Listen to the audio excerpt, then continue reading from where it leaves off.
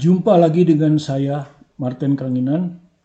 Kali ini saya akan menjelaskan buku saya ya. Jadi buku saya Matematika Umum untuk siswa SMA MA kelas 11 ya, Martin Kranginan.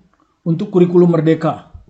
Ya, asesmennya ada 5, bentuk soal asesmennya ada 5, ada isian singkat, menjodohkan, pilihan ganda kompleks dan uraian. Apa yang materi yang saya tuliskan di Matematika Umum kelas 11 ini, di buku ini, agak berbeda dengan yang ada di, bukan matematika lanjut. Agak berbeda dengan matematika SMA kelas 11 buatan Kementerian Pendidikan, Kebudayaan, Riset, dan Teknologi. Ya. Saya menuliskan buku ini lebih dulu terbit karena saya menuliskan ini selesai akhir Mei dan terbit kalau nggak salah awal Juli, sehingga buku ini sudah 2,5 bulan ada di pasaran. Jadi kalau para siswa sekarang sedang kurikulum merdeka dan sudah masuk di kelas 11, boleh memiliki buku ini sebagai pendamping supaya belajar Anda lebih mantap. Kemudian kalau kita lihat perbedaannya seperti ini. Buku saya itu menjelaskannya sebelum saya jelaskan dulu bahwa di kurikulum merdeka itu materi dibagi atas tahap-tahap ya. Tahap E itu untuk kelas 10. Karena itu hampir semua buku untuk kelas 10 pasti babnya hampir sama. Karena memang tahapnya cuma 1. Sementara untuk kelas 11 dan kelas 12 itu disebut tahap F. Itu ada 6 bab, sehingga cenderung dibagi atas 3 bab dan 3 bab. Nah, pembagiannya mungkin untuk bab 1 sama, yaitu fungsi komposisi dan inverse. Ya. Jadi buku saya dan buku ini itu sama-sama bab 1-nya. Tapi bab 2 saya langsung ke transformasi fungsi. Karena dekat. Kita barusan belajar tentang fungsi, maka kita selesaikan aja sekalian dengan transformasi fungsi. Ya, dan kedua alasan saya kenapa transformasi fungsi saya taruh di bab 2 karena di kelas 10 ketika kita belajar fungsi kuadrat, saya menurunkan rumus daripada titik puncak itu dengan menggunakan translasi fungsi yang tergolong sebagai transformasi fungsi. Jadi di buku saya di kelas 10 sudah dipelajari itu translasi fungsi. Ya, untuk mendapatkan titik puncak. Ya. Karena itu lebih mudah dipelajari ke siswa daripada kita harus menurunkan rumus. Ya. Nah, setelah dia tahu bahwa titik puncak bisa kita dapat dengan translasi fungsi, barulah nanti dia temukan rumusnya. Ya. Seperti itu. Jadi dekat, cukup dekat. Yang ketiga, alasan saya adalah transformasi fungsi ini nanti akan Anda pelajari kelanjutannya di matematika umum. Matematika lanjut, Di matematika lanjut itu ada transformasi geometri. Nah, transformasi geometri ini juga nanti termasuk fungsi. Tapi dinyatakan dalam bentuk matriks, dalam bentuk angka. Sementara di sini tidak, masih berbentuk fungsi gitu. Ya. Nanti di sini berbentuk angka dan angkanya dinyatakan dalam bentuk matriks. Sehingga kita bisa mengaitkan antara transformasi dengan matriks. Jadi supaya tidak numpuk di kelas 12. Jadi dia sudah punya pemahaman awal di kelas 11. Sehingga ketika melanjutkan dengan transformasi geometri ini, dia lebih bagus. Yang ketiga, bab 3. Saya memilih peluang dengan konsep permutasi dan kombinasi sebagai bahan kelas 11. Sementara kalau di buku Dikbud itu adalah kalau di buku Dikbud itu adalah statistik. Ya, Anda lihat di sini ada bab 3 statistik. Ya, diagram pencar atau diagram scatter. Nah, diagram pencar atau diagram scatter ini sudah dipelajari di kelas 10. Karena di kelas 10 juga ada statistik. Ya, ada statistik. Jadi kita pelajari di kelas 10. Jadi diagram pencar selain sudah kita pelajari di kelas 10. Jadi ini saya juga kebetulan menulis kelas 10, hanya bukunya belum terbit, mungkin bulan depan ya. Bulan Oktober nanti akan terbit. Ada diagram pecar atau diagram scatter. Ya. Di samping itu, statistik masalah mulai dari nilai rata-rata ya.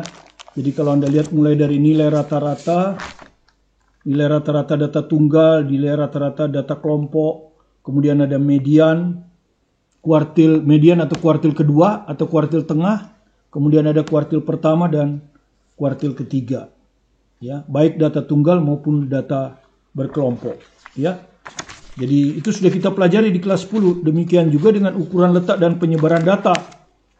Ya, misalnya desil, kemudian ada simpangan baku, ya, simpangan baku dan seterusnya. Nah, bahan itulah yang sebetulnya diperlukan di UTBK, khususnya kalau kita TPA. Itu pasti yang akan keluar kalau statistik, ya kalau nggak nilai rata-rata, kuartil bawah, kuartil atas, simpangan baku. Hanya itu. Sedangkan statistik yang dipelajari di kelas 12 ini kebanyakan hanya untuk pengolahan data. Ya, misalnya metode kuadrat terkecil, ya, dia termasuk diagram pancar, bagaimana membentuk garis, baik secara manual maupun secara perangkat lunak. Jadi, boleh saya katakan tidak keluar di UTBK. Sehingga bisa kita berikan nanti di kelas 12. Sementara di kelas 11 lebih baik saya berikan peluang dengan konsep permutasi dan kombinasi. Itu alasan saya. Pertama, ini pasti akan, kalau keluar di UTBK, pasti yang keluar ini. Dan peluang ini adalah pelajaran baru bagi siswa SMP yang termasuk sukar dicerna, karena itu dia memerlukan waktu yang lama. Karena itu lebih baik diberikan di kelas 11 menurut saya. Kedua, di kelas 10 juga dia sudah belajar peluang. Ya, tapi peluang dengan kejadian lepas dan tidak saling lepas yang didapatkan dari penjumlahan peluang, dan juga peluang dengan kejadian bebas atau tidak bebas yang didapatkan berdasarkan perkalian peluang. Nah, ini adalah kelanjutannya, sehingga demikian di kelas 11 ini peluang sudah tuntas. Sehingga untuk mereviewnya lebih mudah untuk menghadapi UTBK setelah mereka lulus di kelas 12. Itu alasan saya, ya. Jadi jangan kira tulisan saya berbeda, karena tidak ada masalah perbedaan ini, karena ini merupakan satu paket antara kelas 11 dan kelas 12. Jadi harusnya memang buku itu dimiliki dua-duanya. Sehingga guru bisa merdeka untuk menjelaskan bab mana yang duluan. Kemudian kalau kita lihat di buku kementerian ini ada lingkaran. Lingkaran ini sebetulnya dulu pelajaran SMP. Ya, lingkaran ini dulu pelajaran SMP. Jadi bagi siswa yang ada sekarang, di SMP ini sudah belajar ini. Ya, apa yang Anda pelajari ini. Sehingga nanti di kelas 12 ini tidaklah terlalu mudah dan dia lepas. Tidak bersangkutan dengan yang lain. Ya, itu alasan saya kenapa lingkaran saya berikan di kelas 12. Kita masuk ke materi sekarang. Saya akan menjelaskan pada pertemuan pertama ini adalah operasi aritmatika fungsi. Ya, operasi aritmatika fungsi saya golongkan sebagai dua. Yang pertama penjumlahan dan pengurangan fungsi, dan yang kedua adalah perkalian dan pembagian fungsi. Jadi kenapa digolongkan sekaligus? Karena penjumlahan ini adalah inverse dari pengurangan. Demikian juga pengurangan ini inverse dari penjumlahan. Perkalian dan pembagian pun demikian. Perkalian adalah inverse dari pembagian, pembagian adalah inverse dari perkalian. Nah, sebelum menjelaskan ini kita review dulu yang sudah Anda pelajari di SMP tentang daerah asal. Karena ini sangat menentukan apakah suatu fungsi memiliki penjumlahan, pengurangan, perkalian, dan pembagian. Ya, daerah asal, jadi Anda seperti tahu ini adalah X, ini adalah fx. Ya, nah biasanya kita kan X ini harus real, fx-nya juga harus real, bilangan real ya. Nah, biasanya kan kita ambil salah satu X di sini misalnya 2, kita petakan ke nilainya. Ini kita sebut daerah hasil ya. Ini semua kita sebut daerah hasil. Ya, ini biasanya kita sebut daerah hasil. Sedangkan bisa aja ada suatu titik di sini di luar daerah hasil. Ini yang kita biasa sebut kodomain ya. Kodomain. Jadi kodomain itu biasanya lebih besar dari daerah hasil atau sama dengan. Nah, sedangkan di sini ini kita sebut dengan daerah biasanya domain ya. Domain. Atau daerah asal. Daerah asal. Oke. Nah, ini yang kita definisikan daerah asalnya bagaimana sehingga fungsinya terdefinisi dalam bilangan real. Misalnya, daerah asal dari fx sama dengan 2x min 5. 2x min 5. Ya. Kalau x-nya kita masukkan 0, boleh. Kita masukkan plus, boleh. Masukkan negatif, boleh. Ketemu real. Ya, ketemu real. Yang penting x-nya anggota real. Pasti bisa. Inilah daerah asalnya. Ya. Sementara kalau fx sama dengan x per x min 2. Ini fungsinya berbentuk pecahan. Anda sudah tahu pecahan itu penyebutnya tidak boleh 0. Penyebut ini tidak boleh 0. Kenapa? Karena kalau penyebut 0 hasilnya akan tak terhingga. Ya, bilangan dibagi 0 hasilnya itu tak terhingga. Tak terhingga itu tak terdefinisi. Sehingga x min 2 tidak boleh sama dengan 0. X tidak boleh sama dengan 2. Sehingga daerah asal untuk fx sama dengan x per x min 2 adalah himpunan yang beranggotakan x, di mana x-nya itu anggota real dan x-nya tidak boleh sama dengan 2. Nah, kadang-kadang dan ini ditulis pakai koma aja. Ya, kadang-kadang ditulis seperti ini. Ya. Nah, kadang-kadang ditulis seperti itu. Yang ketiga, bagaimana kalau fx itu berbentuk akar. Ya, akar pangkat 2 ya. Seperti Anda ketahui, akar itu hanya terdefinisi kalau positif. Kalau min 2 begini nggak terdefinisi. Jadi, kalau akar, maka apa yang ada di bawah tanda akar ini harus positif atau 0. Ya, jadi x plus 2 ini harus lebih besar atau sama dengan 0. Baru fx-nya akan terdefinisi. Atau x lebih besar sama dengan min 2. Sehingga daerah asalnya itu, supaya fx-nya real, adalah himpunan yang beranggotakan x, di mana x-nya anggota real, dan x-nya harus lebih besar atau sama dengan min 2. Nah, seperti ini. Inilah yang disebut dengan daerah asal. Ada yang menyebut daerah asal alami.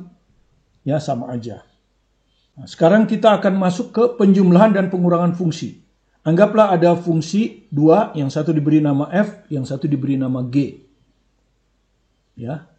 Nah, kemudian kita jumlahkan f tambah gx. Itu akan sama dengan fx tambah gx. Kalau daerah asalnya nanti ini, x yang ada di kita masukkan di sini harus anggota dari daerah asal dari f diiris daerah asal dari g. Jadi harus ada di daerah asal f dan dia juga harus ada di daerah asal g. Kalau di luar salah satunya, maka tidak terdefinisi. Begitu juga kalau f dikurangi gx. Itu sama dengan fx kurang gx dengan x anggota df irisan dg. Ya, supaya jelas kita lihat contoh pertama. Diketahui fungsi dari real ke real. Demikian juga g real ke real. Jadi f itu real, g juga real. Untuk fx sama dengan x per x min 1 dan gx sama dengan akar x plus 1. Ya, itu diambilkan dari buku saya ya. Buku saya yang ini. Ya, jadi kalau Anda buka itu halaman, ya ini, ada contoh 1. Ya, jawabannya sudah ada. Saya menjelaskannya ulang, sehingga mudah Anda pahami kalau belajar dari buku ini. Ya, jadi jangan khawatir kalau Anda menggunakan buku saya, dia akan tampil di YouTube, sehingga Anda mudah untuk belajar. Saya membantu, jadi full untuk melayani Anda, supaya benar-benar Anda bisa memahami matematika. Demikian juga dengan fisika nanti kalau bukunya sudah selesai. Dan kimia nanti. Tapi kalau kimia mungkin saya di kelas 11 saja dan 12. Oke? Kita lihat ya. Pertanyaan pertama. Daerah asal dari hx F plus G. Jadi daerah asalnya saja. Nah, Anda sudah tahu daerah asal tuh baik untuk penjumlahan maupun pengurangan tadi X-nya harus anggota dari domain dari F diiris dari domain dari G. Jadi kita cari dulu domain dari F. Ya, kita cari dulu. Fx sama dengan X per X min 1.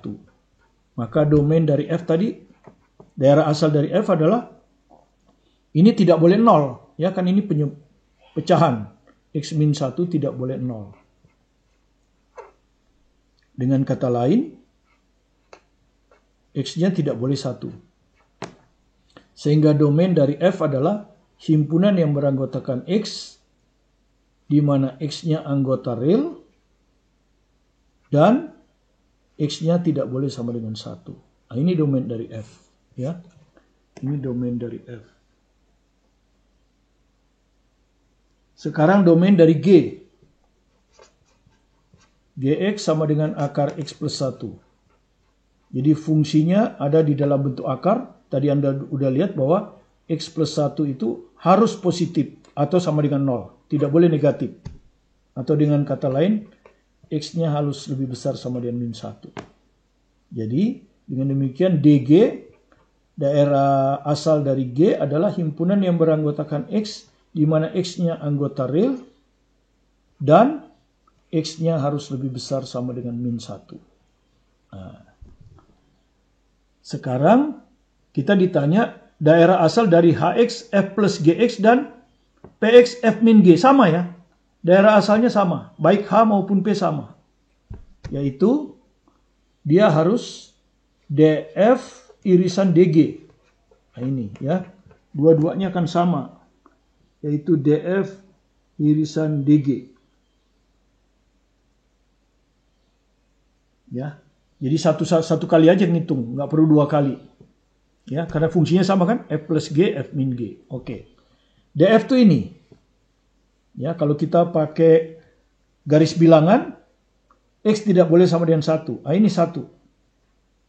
Nah, saya tidak hitam, artinya dia boleh semuanya. Ini F. Yang G, X-nya harus lebih besar sama dengan min 1. Ya. Jadi yang ini yang F, ini yang G. Yang G itu ini. Sama dengan, bukan. Min 1 itu di sebelah kiri ya. Di sini min 1. Dan sama dengan boleh. Terus lebih besar. Nah, begini. Ini G. Sementara F semuanya. Jadi kalau saya iris, ini kan semuanya. Jadi kalau saya iris ya, yang penting ini tidak boleh sama dengan 1. Jadi persis seperti ini, tapi tidak boleh sama dengan 1. Nah, ini tadi sudah di ini ya. Jadi saya pindahkan aja agak ke bawah ya. Jadi dia tidak boleh sama dengan 1. Nah ini. Jadi gambarnya yang ini. Ya karena ini semuanya kan. Ini kan semuanya. Ini yang pertama semuanya. Ini yang kedua kan. Gitu. Untuk kalau saya pindahkan ya, yang kedua ini saya pindahkan di sini. Ya, ini min 1 aja enggak. Min 1 boleh kan? Terus ke kanan. Nah, ini.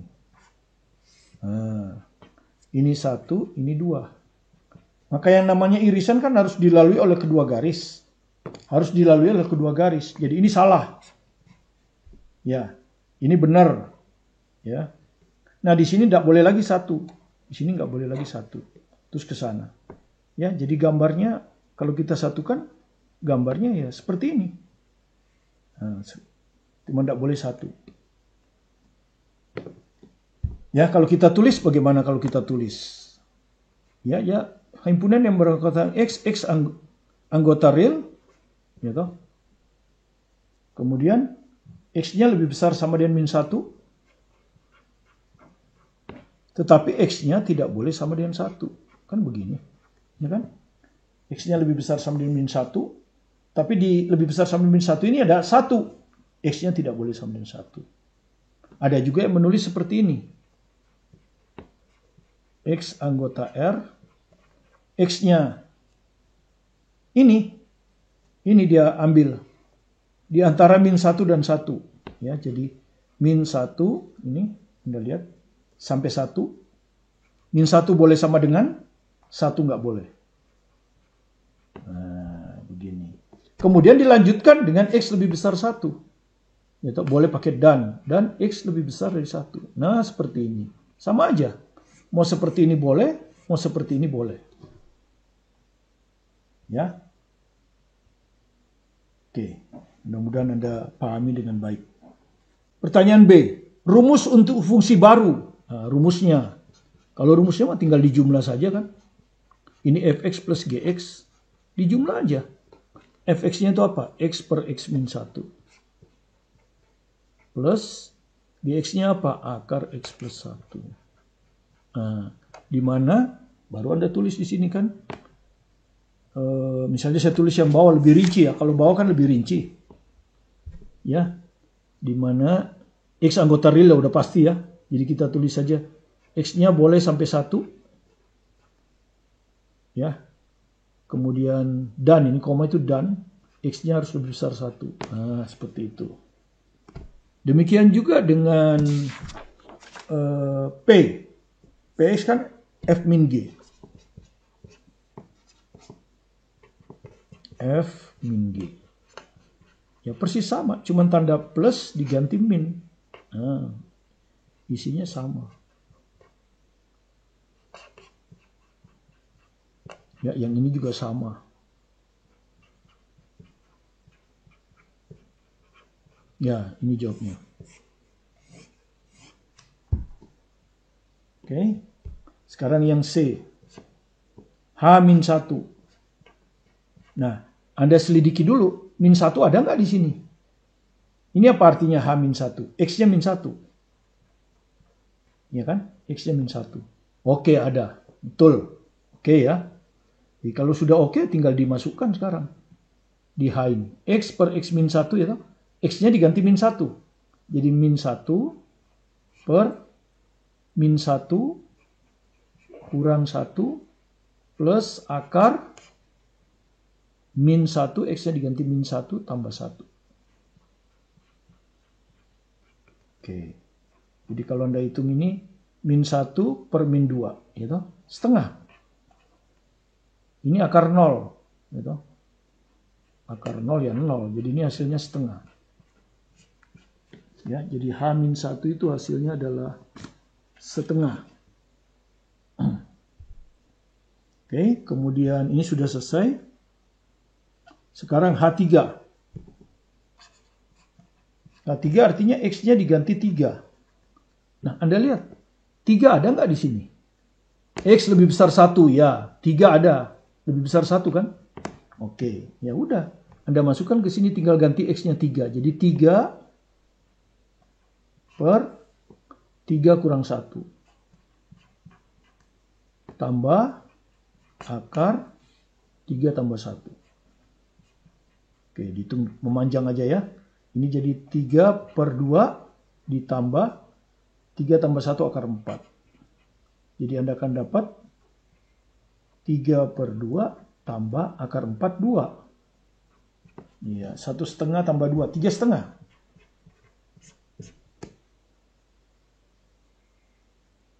Sekarang yang berikutnya, H-2.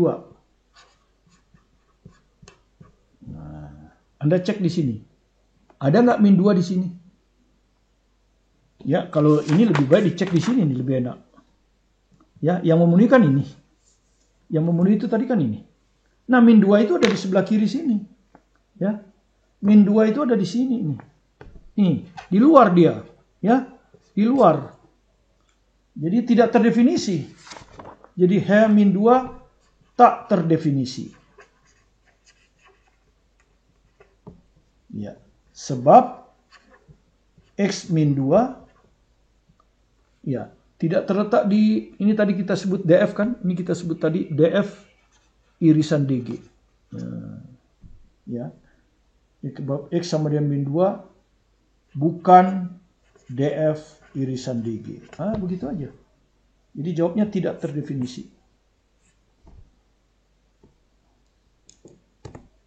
Itu H ya. H. Sekarang yang terakhir P. Bagaimana dengan P-nya? Ya, jadi kita sekarang sama. P yang ini. Jadi kalau P itu yang ini. Ininya sama. Ya, P itu yang ini. Nah, cuman tanda minus. Kalau tadi plus. P0. P0. Ya. Artinya X-nya sama dengan 0. 0 ada di sini enggak? Ada, di sini dia. 0 itu di sini. Di antara min 1 dan 1 itu ada 0. Ya. Jadi memenuhi. Ya, ini sudah memenuhi. Oke, berarti tinggal kita masukkan. X-nya diganti 0. 0 per 0 min 1 min akar X-nya diganti 0. 0 tambah 1.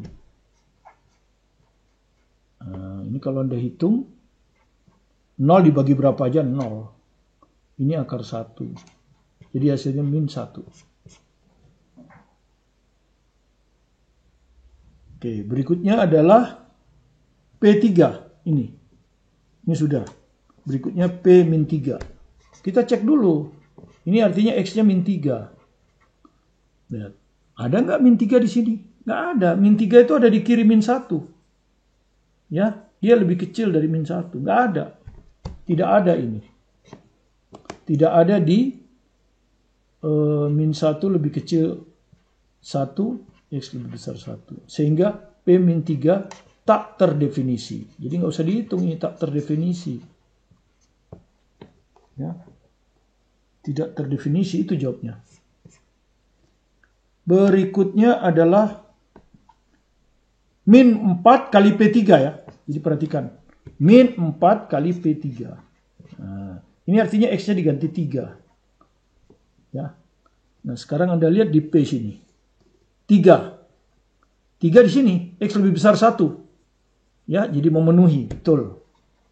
Ya, memenuhi. Berarti min 4 kali P3. P3 itu ini, X-nya diganti 3. Jadi ini 3 dibagi 3 kurang 1. Min akar, X-nya diganti 3. 3 tambah 1. Maka dia akan sama dengan min 4 kali 3 per 2 dikurang akar 4. Nah udah kalikan aja, ini kalikan ini. Min 6. Min kali min plus 4 kali 2, 8. Jadi hasilnya 2. Oke, mudah-mudahan Anda pahami dengan baik. Sebelum kita lanjutkan ke contoh yang kedua. Ya. Yaitu penjumlahan dan pembagian fungsi. Operasi aritmatika fungsi berikutnya adalah perkalian dan pembagian fungsi.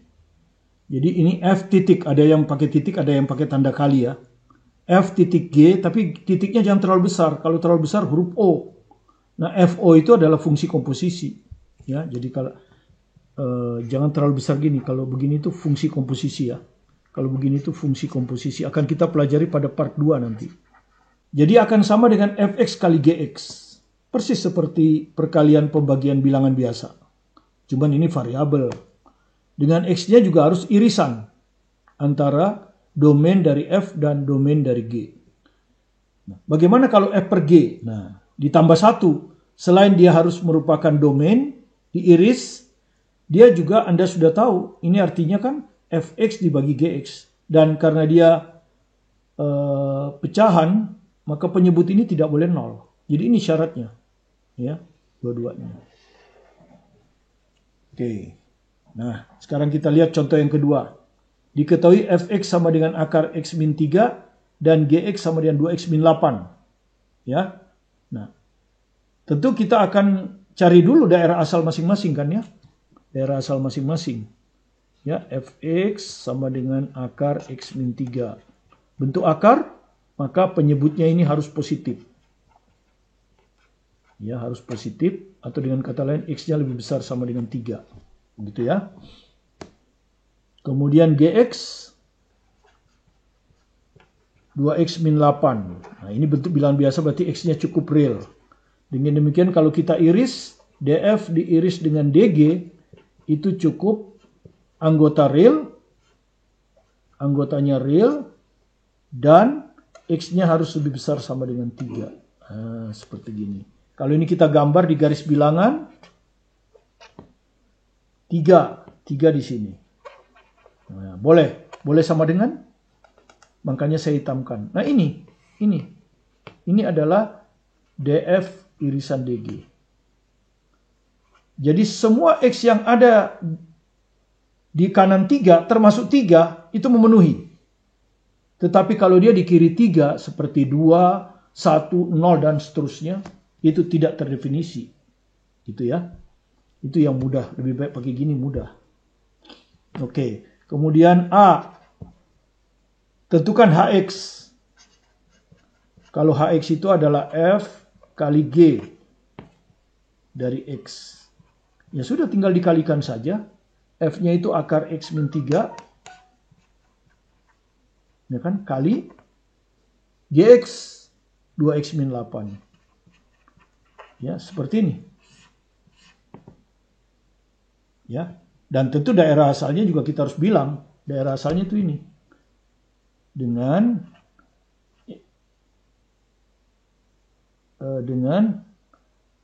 himpunan yang beranggotakan X, di mana X anggota R, X lebih besar sama dengan 3.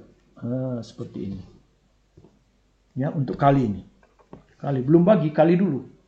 Yang pertanyaan A dulu nih. Ya. Nah, sekarang pertanyaan B. Ya. Pertanyaan B. PX sama dengan F per GX. Ya, Anda sudah tahu ini akan sama dengan Fx per Gx. Jadi ada lagi syarat tambahan. Ini syarat tambahannya. Penyebutnya tidak boleh 0. Nah, selain ini sudah kita dapat. Nanti ini dan harus juga Gx-nya tidak boleh 0. Ya, jadi karena pembagian Gx tidak boleh 0. Nah, sekarang Anda lihat Gx itu apa? Ini 2x kurang 8. Jadi 2x kurang 8 tidak boleh 0. Artinya apa? 2x tidak boleh 8. Artinya x tidak boleh 4. Nah, ditambah aja di sini x-nya tidak boleh 4. Jadi persis syaratnya seperti ini dengan ya sini ya. X-nya anggota R, X-nya harus lebih besar sama dengan 3, dan X-nya tidak boleh sama dengan 4. Nah, ini tambahannya kan. Supaya jelas lebih baik kita gambar di garis bilangan. Biar jelas. Ya, kita gambar di garis bilangan. Ya. Pertama persis seperti ini kan. Persis seperti ini. Persis seperti ini. Ini ada 3 di sini. Ini. Persis. Ya toh? Nah, ditambah X-nya tidak boleh 4. Nah, di sini tidak boleh 4. Dikosongin begini nih. Nah, seperti ini. Jadi, 3 ke kanan, tapi tidak boleh 4. Artinya, kalau 3,5 boleh. 4,5 boleh. 4 nggak boleh. 5, 6, dan seterusnya boleh. 3 boleh. 2,5 nggak boleh. 2,5 di kiri. 2 nggak boleh, apalagi negatif. Itu maksudnya. Oke? Jadi lebih mudah dilihat. Ya. Baru kita jawab pertanyaan yang berikutnya. C. H2. Nah, Anda cek dulu. Ada nggak? Ini H tapi ya. Kalau H bukan ini P. Yang H yang ini. Nah, Anda cek di sini. 2. 2 di mana coba? 2 di sini. Tidak memenuhi. Ya. 2 tidak memenuhi. Jadi tak terdefinisi jawabnya. Ya, tak terdefinisi. Kenapa? Karena 2 ada di luar daerah DF irisan DG. Ya. Maka jawabannya tidak terdefinisi. Oke, mudah-mudahan Anda pahami. Sekarang untuk pertanyaan berikutnya. H3. Ya, 3 ada kan ya? Oke, 3 ada. Memenuhi ini. Di sini. Ini masih H kan? Sorry. H yang ini. Yang ini. Oke, memenuhi ya, 3 ada di situ. Ya, baru Anda ke H tadi. Mana H? Ini kan? Ini H. Anda ganti X-nya 3. Jadi ini ya, yang ini. Nah, biar gampang. Jadi akar 3 dikurang 3. Kali aja begini ya. 2, X-nya diganti 3. 3 dikurangi 8. Nah, begini. Akar 3 kurangi 3, 0. 0 dikali berapa aja? 0. 0 jawabnya. Jadi H3 itu 0. Oke. Berikutnya. H berapa? H4. Oke, Anda lihat di sini 4. Nah, 4 kan ada di sini. Ya. Anda lihat itu. 4 ada di sini. Oke. Kan gitu. 3 juga oke. 4 ada di situ. Memenuhi. Ya. Oke, memenuhi. Maka dia akan sama dengan akar. Ya, Anda tinggal ganti X-nya dengan 4. Kan HX sudah kita dapat. X-nya ganti 4. 4 kurang 3. Kali 2 kali 4 kurang 8. 2 kali 4 kurang 8. Nah, kali ini yang 0 ini. Kali ini yang 0 ini. 0 dikali berapa aja ya? 0. 0 juga jawabnya. Cuma bedanya kalau H3 ininya yang 0, kalau H4 ininya yang 0. Berikutnya P2, P3, P4. Ya. Jadi P2 biar kita nanti di sini ada P3, ada P4. Nah. Pertama kita cek dulu di daerah ini kan. 2 di sini. Tidak memenuhi, ya. Jadi 2 tak memenuhi, ya. Tak memenuhi daerah asal maksudnya. Sehingga hasilnya adalah tak terdefinisi. Ya, jadi tidak terdefinisi karena dia ada di luar. Ini P. 3. Nah, 3 ada. 3 ada, oke, sudah mahir Anda. Nah, cuman sekarang PX, mana itu PX? Ya. PX itu yang ini ya.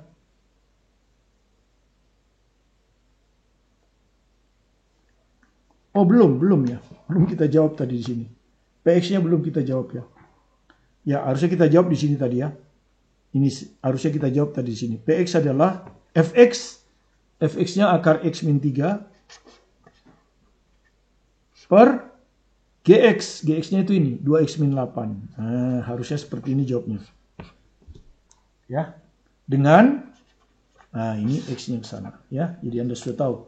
Jadi kalau saya salin lagi, PX itu akan sama dengan akar X min 3 per 2X min 8. Ini HX, FX, ini GX. Di mana X-nya itu harus ini, anggota R, kemudian X-nya lebih besar sama dengan 3, dan X-nya tidak boleh sama dengan 4. Kan begini. Jadi 3 ada ya. Jadi tinggal dimasukkan di sini. 3 kurang 3. Akar 3 kurang 3 dibagi 2 kali 3 kurang 8. Nah, 3 kurang 3, 0. Pembilangnya 0. Penyebutnya berapa aja? 0. Sekarang P4. Nah, ini nggak boleh. Nggak boleh. Ya. Jadi ini X sama dengan 4 salah. Sehingga jawabannya tak terdefinisi. Kenapa? Karena X sama dengan 4 nggak boleh. Ya. Dia daerah definisinya itu X-nya tidak boleh 4. Jadi kalau Anda ambil X-nya 4 ya tidak terdefinisi. Itu jawabannya. Oke, mudah-mudahan contoh kedua tentang perkalian dan pembagian fungsi ini bisa jelas bagi Anda. Kalau tidak jelas silakan diulang-ulang. Kemudian dibaca lagi bukunya ya. Karena ini soalnya diambil dari buku saya ini di sini. Ada contoh 2. Dibaca, kalau belum jelas lagi bisa ditanyakan ke gurunya ya, diskusi dengan guru dan teman. Itu cara belajar yang baik. Jadi miliki bukunya, baca bukunya dengan baik, tonton YouTube-nya, kemudian belajar dengan teman dan guru, sehingga Anda bisa memahami dengan baik. Contoh yang ketiga ini adalah model soal AKM ya, numerasi. Kita levelnya penerapan, jadi kita terapkan apa yang pengetahuan kita tentang aritmetika fungsi, baik penjumlahan, pengurangan, perkalian, dan pembagian. Kalau Anda lihat halaman 9 sampai 10, itu ada model soal AKM numerasi level penerapan. Yes, saya tidak tuliskan soalnya. Kalau Anda punya bukunya, Anda bisa baca di situ ya. Jadi saya hanya bacakan. Misalkan biaya kurung cost total membuat suatu komponen komputer bisa dimodelkan oleh fungsi Cn sama dengan 0,25 n kuadrat. Jadi biaya totalnya itu bisa dimodelkan dengan rumus C. C itu singkatan dari cost ya, dalam bahasa Inggris. Itu sebagai 0,25 n kuadrat. Gitu. Di mana n ini adalah jumlah komponen. Ya, jumlah komponen komputer yang diproduksi dan terjual. Dianggap terjual semua yang diproduksinya. Saya lanjutkan lagi. Dengan N menampilkan jumlah komponen yang diproduksi dan dijual. Jika tiap komponen dijual pada harga 14,6 ya. Jadi titik itu koma maksudnya ya. 14,6 dolar. Jadi dia kalau di dolar tuh di kita kan biasanya pakai koma N. Ya. Jadi harga satu komponen itu dolar 14,6. Kalau kita biasanya tulisnya 14,6. Oke, itu harga satu komponen. Kalau dua komponen tentu 2 kali 14,6. 3 komponen 3 kali 14,6. Kalau N komponen ya 14,6 kali N. Ya. Kemudian maka pendapatan atau revenue pendapatan total tentu maksudnya ya, dari penjualan N komponen Rn itu adalah 14,6 kali N. Nah, ini sudah diberitahukan. Sebenarnya tanpa diberitahukan kita juga udah tahu kan? Ya. Nah.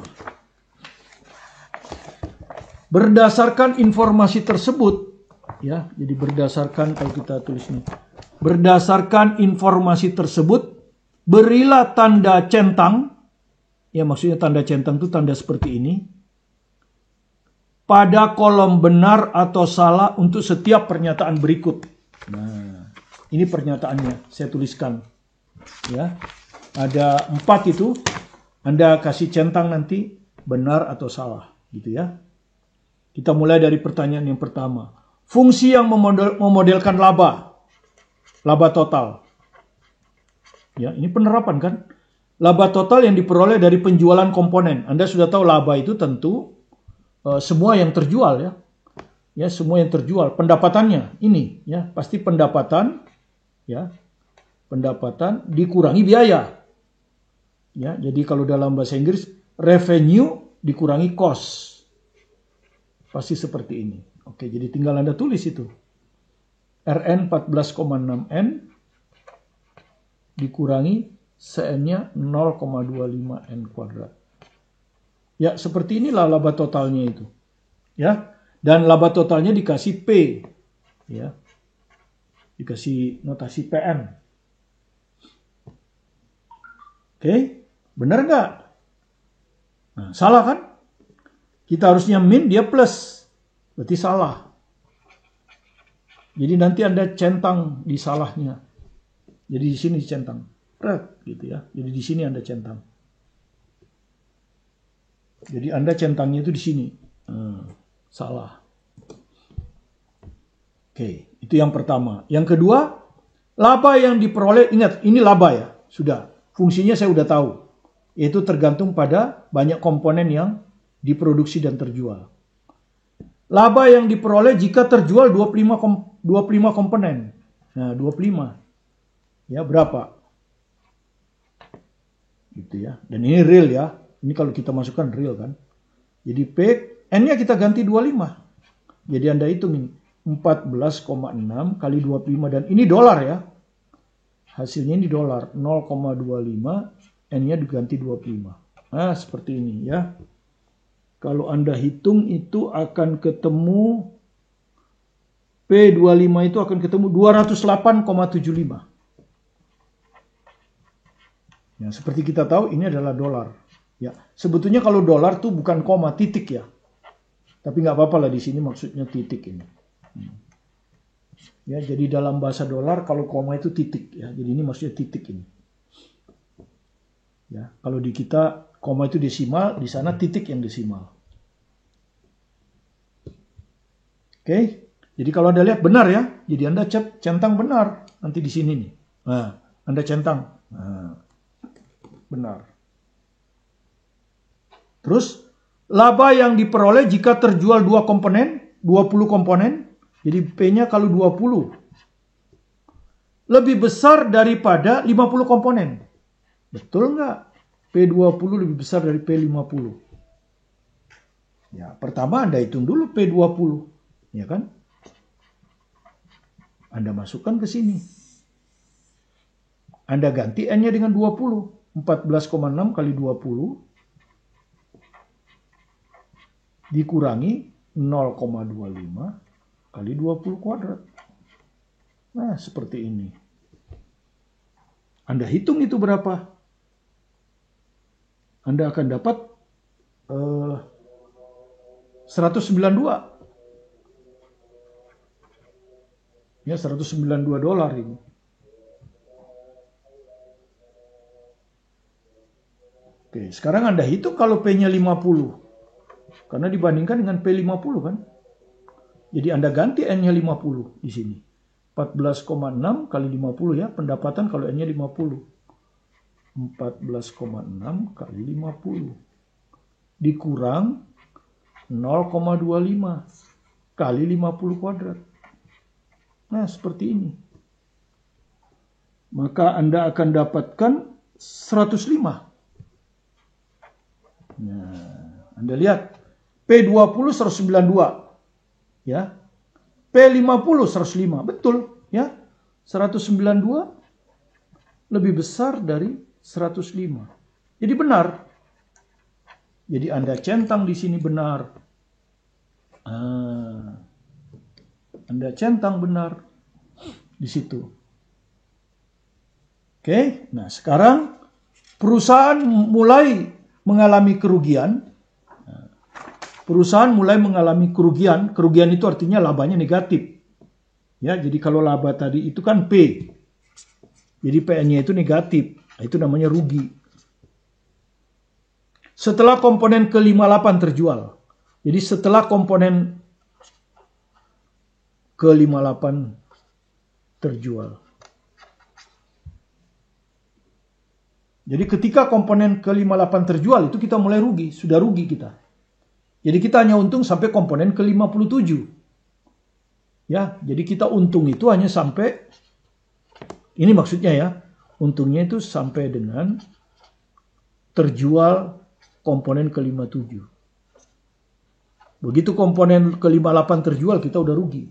Mari kita buktikan PN-nya. PN-nya itu apa? Ini. PN-nya itu adalah 14,6 N dikurangi 0,25 N kuadrat. Gitu ya. Nah, kita tentu tidak belajar pertidaksamaan kuadrat. Yang kita cari adalah ketika PN-nya sama dengan 0. Rugi tidak, untung tidak.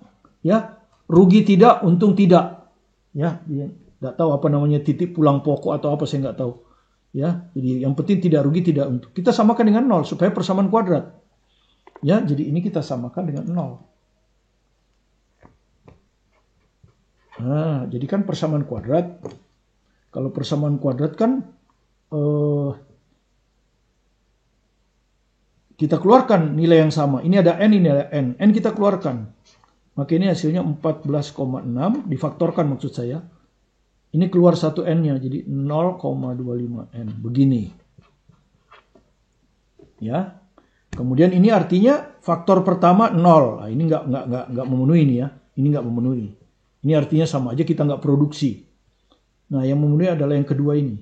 Ya, faktor yang kedua ini 14,6 dikurangi 0,25N harus sama dengan 0. Nah, dari sini kita dapat, ini pindah ke sana ya, 14,6 sama dengan 0,25N. Berarti N-nya 14,6 dibagi 0,25. Gitu ya. 0,25 itu seperempat. Ya. Jadi ini sama aja dengan 14,6 kali 4. Gitu ya. Nah, kalau Anda hitung 14,6 kali 4, Anda akan dapat bilangan 58,4. Nah, artinya apa? N-nya 58,4. Jadi sampai penjual, N nggak mungkin koma kan? N nggak mungkin koma. Tapi 58,4 itu kan berarti 58 masuk di sini. Ya, 59 dia sudah mulai rugi. Ya, karena 58,4 di sini. Ya, jadi di sini dia tidak untung, tidak rugi. Di sini masih untung. Di sini untung. Jadi 58,3 kalau ada, tapi kan tidak ada 58,3. Yang ada 58. Jadi 58 ini masih untung dia.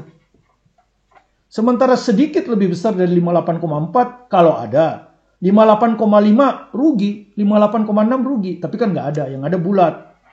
Jadi dia rugi itu ketika udah terjual komponen ke 59. Nah, perusahaan mulai mengalami kerugian setelah komponen ke 58 terjual. Salah.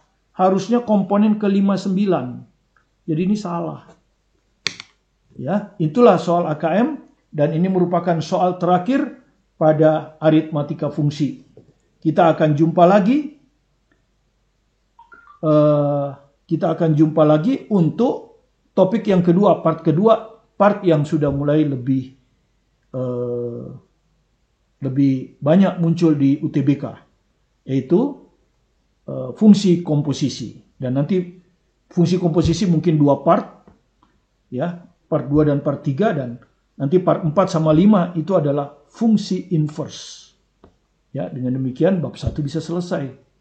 Ya, jadi tidak terlalu lama bisa diselesaikan. Oke, terima kasih Anda sudah mengikuti video pembelajaran kami. Jika Anda merasa ada manfaatnya bagi Anda, silakan di-subscribe, like, dan diberi komentar.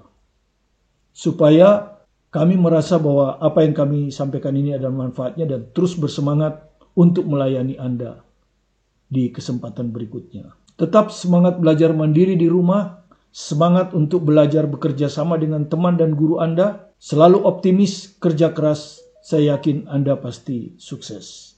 Bersama saya, Martin Kaminan. Terima kasih.